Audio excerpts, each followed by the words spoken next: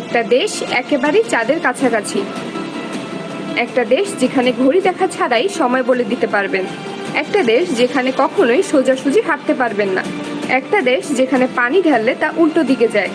শুধু তাই না, এদেশে আপনার ছায়াও খুঁজে পাবেন না।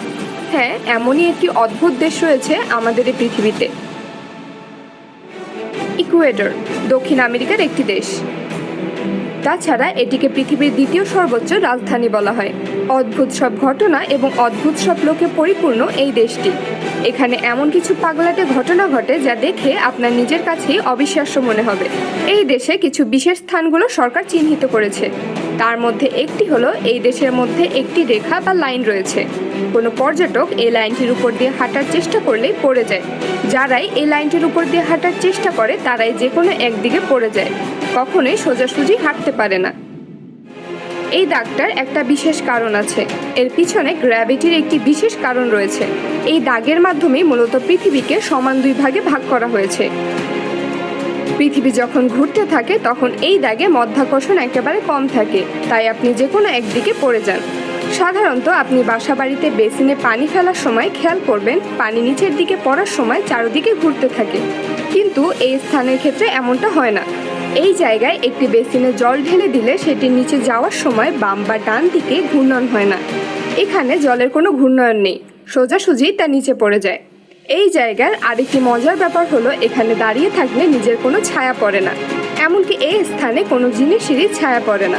এর প্রধান কারণ হলো এই দেশটি পৃথিবীর একেবারে চ্যাপ্টা অংশে অবস্থিত।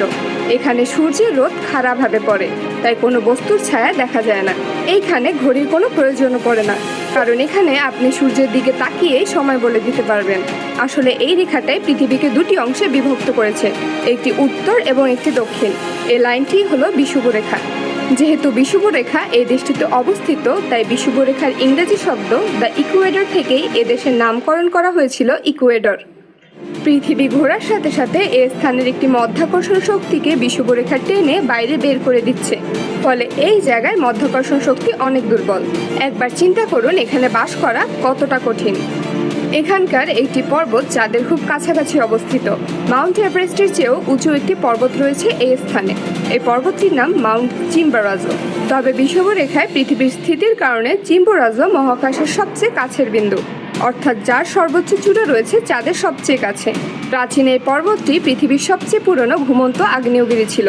সেই থেকে আজও তারা এই পর্বতটিকে পবিত্র মনে করে। ইকুয়েডর এর মানুষজন মনে করে এই পর্বত তাদেরকে বাসস্থান, খাওয়া সহ সবকিছুর ব্যবস্থা করে দিয়েছে। তারা এই পর্বতকে পূজা করে। এই পর্বতকেই তারা তাদের